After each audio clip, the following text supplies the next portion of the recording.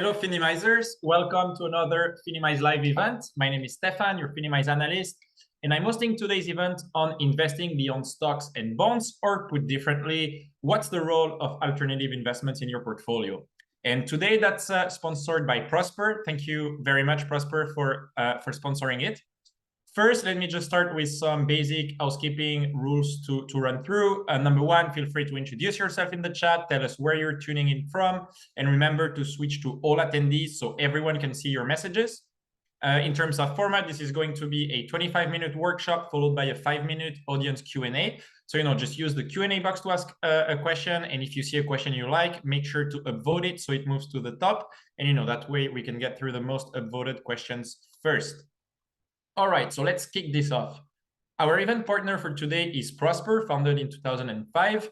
They introduced US consumers to an innovative new approach to personal finance called peer-to-peer lending.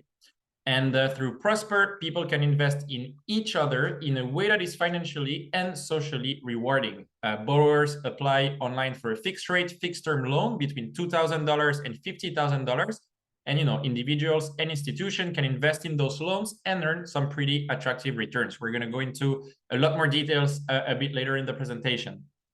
Quick disclaimer, the views, opinions, and content expressed in this webinar or those of the speakers, i.e. me, and do not necessarily state or reflect the views or positions of Prosper. Okay, so nothing is legal, tax, or investment advice, nor an opinion regarding the appropriateness of any investment, nor a solicitation of any time by Prosper. All right, so let's dive in. So first, what are alternative assets? What exactly falls under that umbrella? Well, you can think of them as investments beyond, the traditional playground of public stocks, bonds, and cash. So, they range from tangible assets like real estate and commodities up to financial vehicles like hedge funds and private equity. And, yes, they can be both private and public. Actually, we're going to see later private assets or basically a subset of alternative assets. Okay, so let's go through the slide. Perfect. Thanks a lot, Michelle, for showing it on the screen. So first up on our map are real assets. So real assets basically encompass investments with physical form or a direct utility in the economy, like real estate, infrastructure, natural resources, and commodities.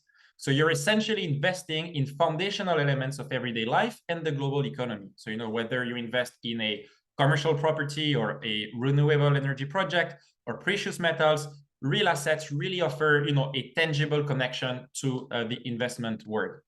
Next, you have hedge funds. Hedge funds are not exactly your conventional long-only fund. You might be used to, hedge funds are quite sophisticated. They employ very complex strategies very often, to seek returns. They use things like leverage. Very often, they also short sell stocks. And they do other fancy stuff to basically try to make money in any types of market conditions. Then we've got private assets. So here, this is where you get into the realm of investing directly in private companies. That's private equity. In offering loans outside the traditional banking channel. That's private debt, and Prosper's private lending platform is a perfect example of that. Or, it's also funding the next big innovation, and that's basically venture capital. Next, we've got something a bit more exotic, which is collectibles and art. So this segment, it's more about, just than a financial investment. It's also a bit about passion, if you want. It can be fine art, it can be vintage cars, rare wines, or any other collectibles. And here, you're not just looking for potential financial gains, but very often, you also want to have some element of personal enjoyment. And then last but not least, you've got digital assets. So, cryptocurrencies and blockchain technologies, they're really kind of redefining what we consider as alternative assets. And here, basically, I would include cryptocurrencies and NFTs also as alternative assets. So, lots and lots of exciting stuff beyond just basically stocks, bonds, and cash. So if we can go to the next slide, please. So if you look, at the portfolio of a professional investor, like a pension fund or a family office or an endowment fund or even, a high net worth individual, what you will find is that very often they have a pretty big allocation to alternative investments, and you can actually see in that chart 2 examples. I just need to zoom in a little bit because otherwise I can't see it. So here you can see on the left hand side, for example, the allocation for a U.S. public pension fund tends to be around 35% to private markets. And on the right-hand side, you can see, the allocation for a family office in Europe, also typically 40%. So, here we're really talking big numbers. So actually, I would say 20 to 40% is a pretty standard allocation to alternative assets for large institutional investors. So actually, this chart that you can see on the slide, it actually comes from BlackRock Investment Institutes. And I think this is quite interesting what they're doing. They're basically calculating the recommended asset allocation to private assets for different types of investors. And basically, they look at their individual needs, objectives, constraints, and they find that most of the time, big institutional investors should allocate between 30 and 40% to alternative assets. So here, very important, I'm not suggesting you should invest as much. I think for individual investors, you should probably have a much lower allocation than that, especially, if you're new to the asset class. But, it just shows one thing. It's that alternative doesn't mean insignificant or marginal. For professional investors, as you can see, it's a pretty big component of their portfolio. So why is it so big? Why do they have such a big allocation? So if we go to the next slide, we can basically see that there are really many different reasons why large institutional investors like alternative assets. But overall, they provide attractive returns, reliable income, and, some diversification benefits. I think what's quite interesting in this chart is that you actually see that people say that, alternative investments actually don't really help lower portfolio volatility, and they're not really seen to have a low correlation to other asset classes. You can see on the chart, basically the reasons why large asset managers invest in alternative assets. And you can see that it's not because they have lower volatility, and it's not because they have a low correlation to other asset classes. Yet what they say is that they still provide some very strong diversification benefits. That's really the reason most often cited as a reason for an investment in alternative investments. And, I think there are a couple of reasons why. Basically, alternative investments, they're generally like a different asset if you think about it. They're driven by different factors. For example, they're less liquid. And so there is something in markets called the liquidity factor, the immediate need for cash. And that also plays a very important role in the asset class. And, some of them basically provide also a good hedge against inflation, like infrastructure and real estate. So, generally, they can really not just basically provide an attractive return, some reliable income, but also really some diversification benefits. And I think something that is also interesting from this chart is that there's not really one size fits all alternative asset, right? They're pretty different one from another. So, you need to make sure really that you know what your objectives are and what your constraints are, what you're trying to do, so that you can really select the specific alternative assets that fits your portfolio. Okay, so what kind of return can you expect by investing in alternative assets? Of course, it depends on which alternative assets we're talking about, and more importantly, no one really knows how they'll perform in the future. And here, if you can go to the next slide, please, Michelle. But if you look historically, you could expect pretty attractive returns from alternative assets, similar to that of stocks and bonds, but actually I would even say potentially slightly higher than traditional assets. Why? Just because, they're a bit more illiquid. And so, you would require an extra return to compensate you for that, lower liquidity. One tool that is pretty useful to just, have a sense of what investors expect future returns will be is to look at BlackRock's capital markets assumptions for different assets and different horizons. They have it on the website. You can check it yourself. And basically, they make a few assumptions, and then they try to forecast returns over the next, 5 years, 10 years, and 20 years, etc. And I think here I just took that from their website. And I think it's quite interesting because what you see is that they forecast some really strong returns from alternative assets in the next 5 years, especially in direct lending, which is a form of private debt. So you can see here at the top of the chart, you can see actually direct lending is the asset that they expect will have the highest expected annualized return over the next 5 years. And you can actually see that it's got also a pretty a tight range. So the range just shows basically their confidence in their forecast. If you have a huge range, it's potentially they're not so sure about their forecast. If you have a tight range, they're pretty sure. And you can see here, they really expect between 8% to 18%, for example, from direct lending. US private equity is also quite interesting, some pretty high annualized returns, although with a much higher volatility. Hedge funds, they also expect hedge funds to perform pretty well, and infrastructure debt as well. They're not so bullish on US real estate, however. And I think, if we go to the next slide, of course, here, we just look at returns. So very attractive right now, at least according to BlackRock's assumptions. And on the next chart, you can basically see as well the sort of volatility they expect. So, on the x-axis, they basically show the expected annualized volatility, and on the vertical axis, the expected annualized return. And you can see here, it's quite interesting to see that direct lending, for example, they expect direct lending to have very high returns, 12% annualized, yet much lower volatility than, say, European equities or US equities or US small caps, etc. So, even when you adjust for the potentially a higher volatility in theory, actually here you see first, actually, it's not really a higher volatility here you can see in the chart, but it's also a very strong returns. But by the way, a big caution, this is not investment advice. Those are just BlackRock's views, and, they rely on their own assumptions. So, actually the future might look very different from those expectations. Okay, so how can you basically invest in alternative assets? Let's make it a little bit more practical now. So if you can please go to the next slide. So here you can see basically the different ways.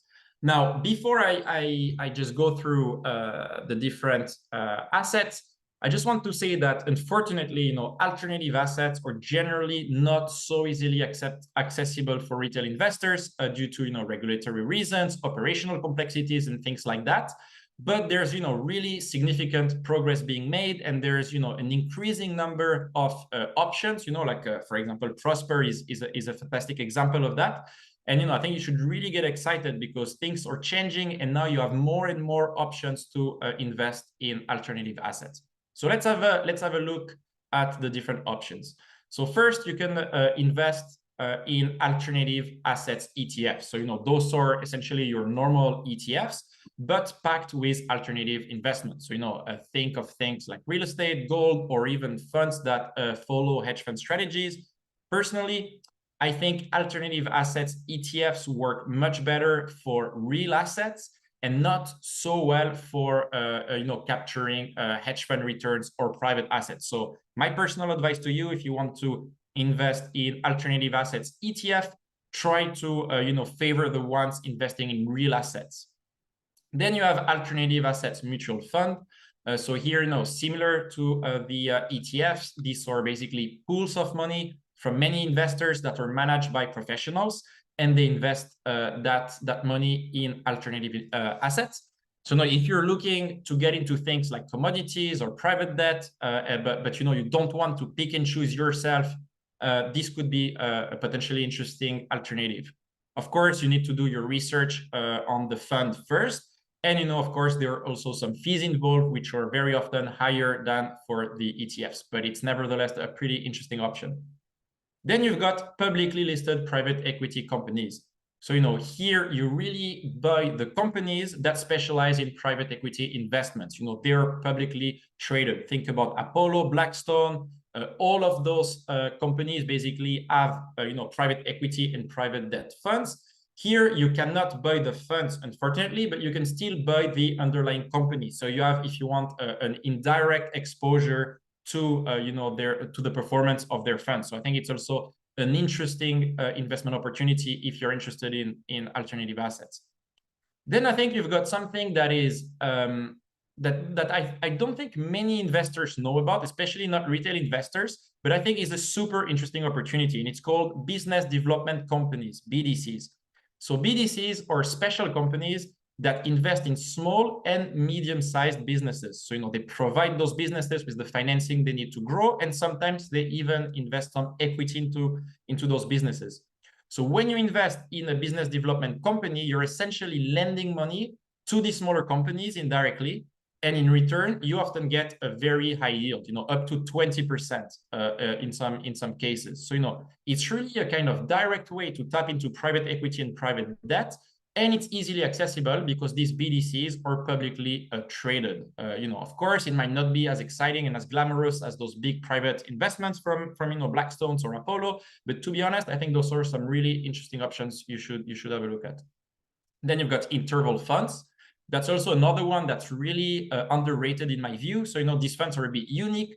They invest in things like real estate or private equity, but they function a bit differently than other funds or other ETFs in that you can actually buy their shares whenever you want, but you can only sell them at certain intervals, hence their name. So, you don't have full liquidity. You can buy whenever you want. You cannot sell whenever you want. But they're still very interesting because you can actually have a direct access to private debt, private equity, and private assets. And then you've got crowdfunding platforms. So, here it's really essentially your opportunity to help kickstart, a new business or a project or a new idea and get something in return. So, depending on what you're funding, maybe you'll get some equity in a company, maybe you will get a product, or any other reward. So it's a bit more of a hands-on way to invest in new ventures, and it can be pretty exciting. I think it's not just basically a financial investment. You also kind of do something a bit more active and practical and have an impact really. And then you've got alternative investment platforms. So these online platforms are like marketplaces for alternative investments. And so, whether you're interested in owning a piece of fine art or investing in private real estate, or lots of different kind of assets, well, these platforms offer a way to do it without needing to be a millionaire. So I think for me that's one of the most exciting developments in markets for retail investors, because they really open up opportunities that were previously, let's face it, impossible for retail investors to access. So I think this is really a super exciting development. And then last but not least, you've got peer-to-peer lending platforms like Prosper. This is basically just a more specific example of an alternative investment platform. So through peer-to-peer lending platforms, you can lend money directly to individuals or to small businesses. And here you can really play the banker, essentially. You can choose who you want to lend your money to, and you get paid an attractive interest rate in return. And yeah, because you're lending directly to those businesses or to the customer, you can basically get a higher yield than traditional than the typical yield you would earn in a traditional savings or investment product. So overall, I think it's pretty cool. To be honest, you've got lots of options. So alternative investments are super exciting. You've got lots of different options. And now I just want to say, if we can go to the next slide. I want to just do a little bit of a deeper dive into peer-to-peer lending, because I think it's a really interesting investment opportunity. And I'm not just saying this because Prosper is sponsoring this webinar, but because I honestly think like it could be a really interesting avenue for retail investors to explore.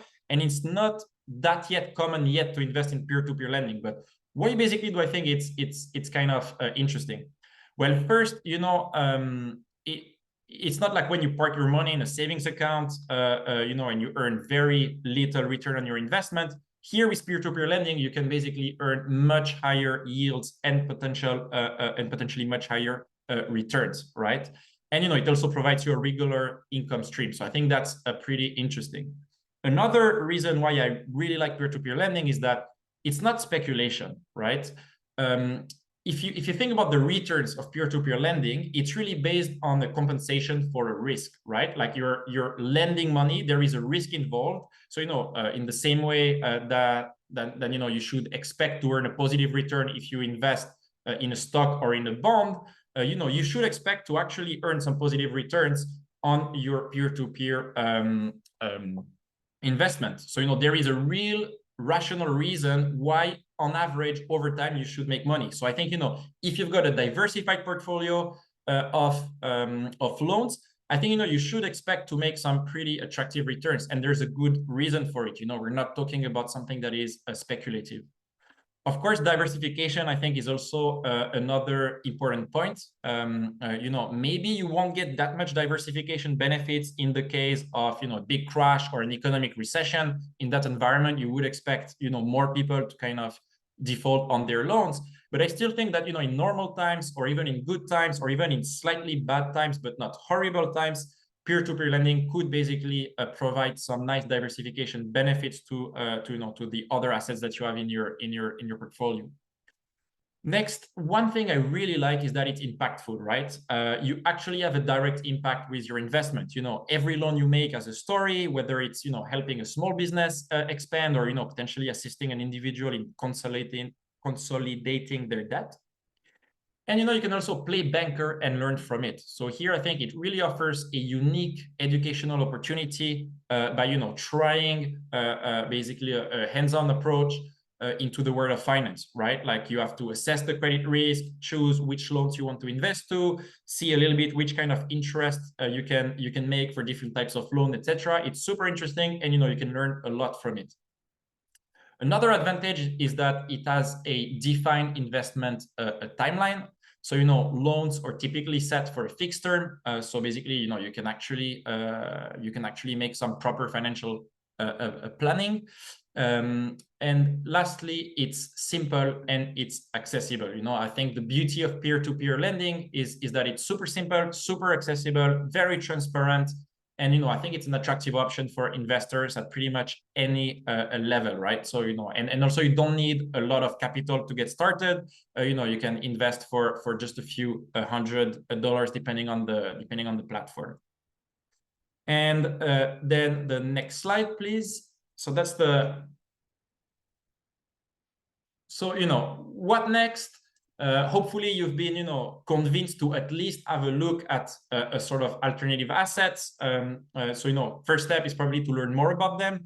Of course, at Finimize, we've produced some guides. We wrote some insights on the topic. So please have a look at those. On the different platforms, you've got lots of information. So you can check information on the Prosper website, lots of very, very useful educational material there. And, some asset managers as well produce some research on alternative assets. So check that out. I think next, it's super important to really think about your objectives and your constraints. Once again, you've got different types of alternative assets. You've got different objectives in your portfolio, different risk level of risk tolerance. So, ask yourself some important questions like, what's your long-term return objective? What do you want to achieve with your alternative investment? Do you want to basically get reliable income? Do you want to protect your portfolio against inflation? Do you want to just basically add some diversification? Do you want to generate high returns? Ask yourself about your risk tolerance, your investment horizon, and your liquidity needs. And hopefully with the research you've done before, then, you can identify a few alternative assets that would be a potentially good fit for your portfolio. And then, I think it's always good to really learn from practice. So, you can start small, invest a little bit, see a bit how it goes, and then, gradually increase your allocation with time. Most financial advisors recommend targeting 10 to 30% allocation to alternative assets. Honestly, don't take these numbers as gospel. Maybe for some of you, you'll be happy with investing, even more than 50%. Some of you with just, 3 to 5%. It's really up to you. And something very important, always, especially when you start, invest only what you can afford to lose. And, my personal tip as well, try to diversify. So, for example, if you have a portfolio of peer-to-peer loans, try to diversify across different borrowers and, potentially across different platforms. Just generally think about diversification when you try to implement those strategies. So I think now this is it. We've got 5 minutes for the questions. So let me just open them. Make sure you vote for the questions you want to see first. Okay, we presented the different assets looking at annualized volatility and annual return. How about risk, especially in direct lending? How do we ensure individual credit worthiness? Well, so I think especially for direct lending, you can basically see the credit worthiness of the individual you will lend money to. So of course, if you lend to someone with lower credit worthiness, you will have basically the opportunity to earn a higher return, a higher yield. But of course, it's more risky. So generally, most platforms, they will provide some information on the credit worthiness of the different investments. So generally, you have some pretty good idea on the platform itself. And yeah, your question about risk, I fully agree. I don't think volatility is the only measure of risk, although I think it's important. Of course, risk is the probability that you lose all of your money. So of course, you need to always consider that when making an investment decision. Both Prosper and Lending Club seem to be oriented for US-based investor. Any view for EU-based investors? So look, I'm not a peer-to-peer lending expert in Europe. I unfortunately I don't know. I couldn't tell you right now, but I think if you Google it, you should be able to find some pretty good alternatives right away. So unfortunately, I don't know of any EU-based private lender, peer-to-peer lender. How are peer-to-peer platforms compensated? Well, so I'm not an expert on peer-to-peer platforms, and I don't know exactly what their business model is.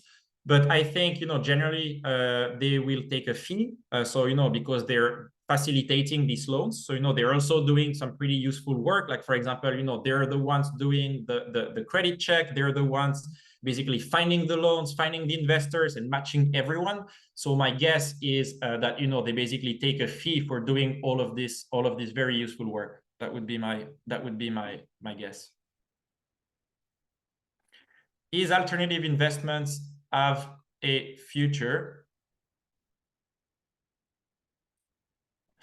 Yes, I think this is really like one of the biggest trends for the next 5-10 years. I think I personally think like the lower the expected returns on traditional assets like bonds, like stocks, the better the future for alternative investments. And I think that's the main reason why they grew so much over the last few years. That's the reason why so many large institutional investors have such a big position in alternative assets, is because they see the potential for high returns and also for some diversification benefits. So personally, yeah, I would say that they definitely have a very promising future.